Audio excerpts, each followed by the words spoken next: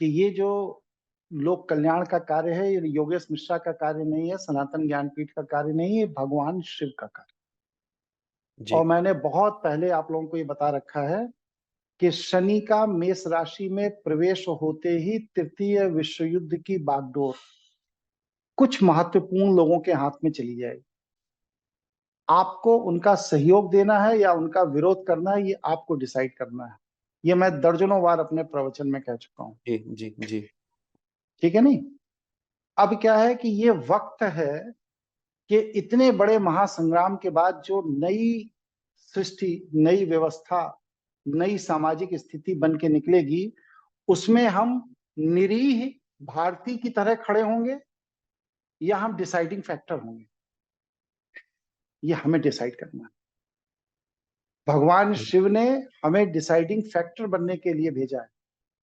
हम निरीह भारतीयों की तरह 1947 की तरह खड़े नहीं होंगे।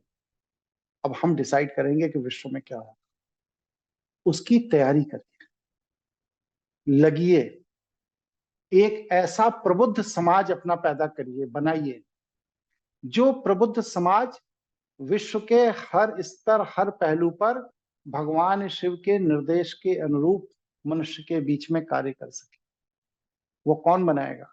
हम बनाएंगे, आप बनाएंगे, और तो कोई तीसरा बनाने आएगा? जी। तो ये जो कार्य है, ये भगवान शिव का कार्य है। दीपावली को अमावस्या है, उस दिन मैं कुछ तांत्रिक प्रयोग करूंगा अपने संगठन के लिए, और इसके बाद देखिएगा आप लोगों के काम कितने सरल होते चले जाएंगे।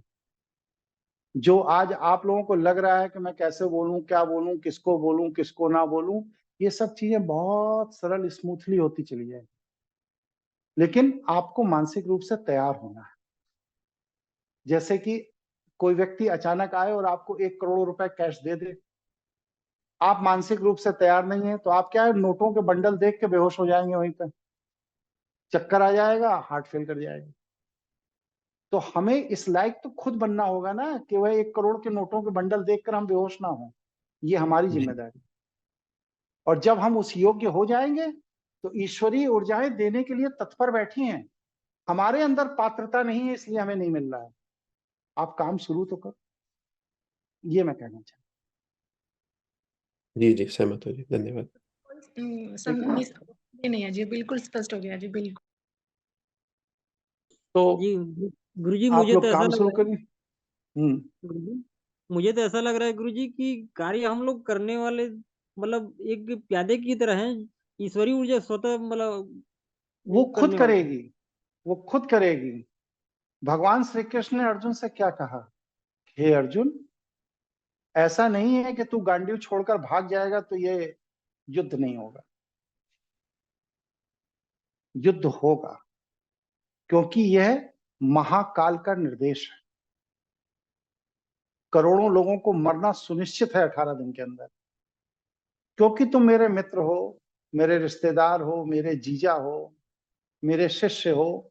इसलिए मैं ये चाहता हूं कि ये श्रेय युद्ध जीतने का तुमको मिले। इसलिए मैं तुम्हें इंसिस्ट कर रहा हूं कि तुम युद्ध करो। ऐसा नहीं है कि तुम भाग जाओगे तो युद्ध नहीं होगा। यही चीज मैं कह रहा हूं कि आप लोग सौभाग्यशाली हैं, 15-20 लोग, जो इस पूरी की पूरी टीम के प्रथम कैडर में आ गए। जब इतिहास लिखा जाएगा, जब भी लिखा जाएगा, तो जैसे सुभाष चंद्र बोस के इतिहास में लक्ष्मी सहगल का नाम लिखा जाता है, उसी तरह ये एक नाम लिखा जाएगा कि सनातन ज्ञानपीठ में इन 20 लोगों ने मिलकर के भारत के प्रबुद्ध वर्ग को जोड़ा, जिसने तृतीय विश्व युद्ध का मार्गदर्शन किया। अब इससे ज्यादा स्पष्ट शब्दों में मैं कुछ नहीं बोल सकता। शिव संवाद के शुरुआती दौर में, शिव संवाद शुरू करने पर मैंने यही बात आज से 3 साल पहले कही थी।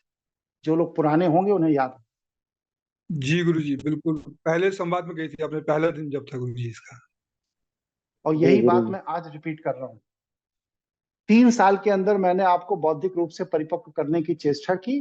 अब उस बौद्धिक परिपक्वता को प्रयोग करने का समय आ गया। आप अपने 1 लाख प्रबुद्ध लोगों को जोड़ने के लिए तन मन धन से लग जाइए।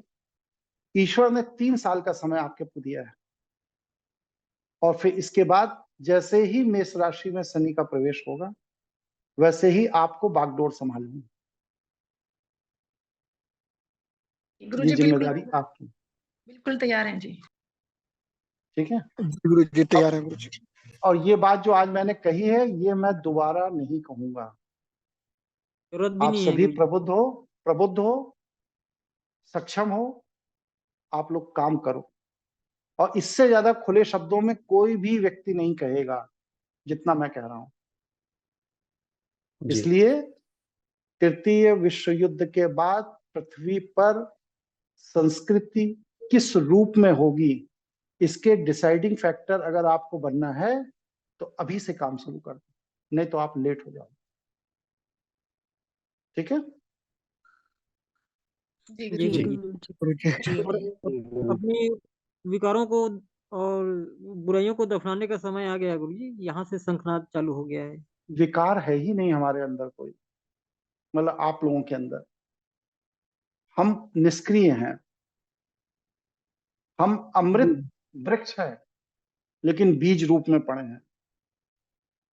अनुकूल परिस्थिति आने पर हम फलित होंगे तो अमृत वृक्ष ही बनेंगे, नागफनी नहीं बनेंगे, क्योंकि वो मेरी वृत्ति नहीं है। अब वह अनुकूल समय आ गया है जब आप लोगों जैसे अमृत बीजों को फलित होना है। मौका चूक जाओगे, फिर दोबारा कभी इस पृथ्वी पर वैसा देव संयोग बनेगा, फिर मेरे जैसा कोई प्रकट होगा, आपको मार्गदर्शन करेगा, तो आप कर पाओगे, नहीं तो नहीं कर पाओगे। ये आपको डिसाइड। भारत को महाशक्ति बनाना है, भारत को आर्थिक रूप से मजबूत करना है, बौद्धिक रूप से मजबूत करना है, तो ये गोल्डन अपॉर्चुनिटी है, जुट जाइए, अभी से लग जाए। ठीक है, स्पष्ट? कोई संदेह जी किसी को? जी गुरुजी। जी गुरुजी। नो डाउट गुरुजी, स्पष्ट। सुसुप्त अवस्था से निकल के गुरुजी जागृत अवस्था में आना है। बिल्कुल। और वो रिजल्ट दिखने चाहिए। 5-5 ऐसे लोगों को चुन के बताइए, जिससे ये सब प्रोजेक्ट मैं क्यों दे रहा हूं। मोदी जी ने आप लोगों से कहा भाई कोरोना है, थाली बजाइए, शंख बजाइए, घंटी बजाइए, क्या उससे कोरोना भाग गया था? नहीं भागा। नहीं जी। लेकिन भारतीयों के अंदर उत्साहवर्धन करने के लिए उन्होंने जब देखा कि लोग डिप्रेशन से मर रहे हैं, अवसाद से मर रहे हैं, तो उन्होंने लोगों का उत्साहवर्धन करने के लिए इस तरह के उद्देश्य प्रोजेक्ट लॉन्च किए, जिसमें लोगों के अंदर एक नया उमंग, एक नई उत्साह पैदा हो। लोग तो घरों में बैठे थे। इसी तरह आप लोग सुषुप्ता अवस्था में हैं। ईश्वर ने एक ही समय, एक ही देश, एक ही काल में, एक ही भाषा, एक ही विज्ञान में आपको एक ही परिवेश में एक ही समय क्यों पैदा किया? इस दुनिया में 140 करोड़ भारतीय हैं, आप 14 लोग ही हमसे क्यों जुड़े हो? और लोगों को ईश्वर ने रिजेक्ट कर दिया। आप कॉम्पिटेंट हो, इसलिए उन्होंने कहा कि जाओ योगेश कुमार मिश्रा से मिलो, वो आपको बताएंगे कि आपको क्या करना है। मैं बता रहा हूं, इच्छा आपकी है, करो ना करो, मेरा कोई निजी हित नहीं। करोगे ईश्वर का कार्य हो जाएगा, नहीं करोगे तो ईश्वर किसी और से करा लेगा। ईश्वर आपसे कार्य कराने के लिए कोई मजबूर थोड़ी है। ये तो आपको देखना है कि आप अपना नाम इतिहास में लिखना चाहते हो या नहीं।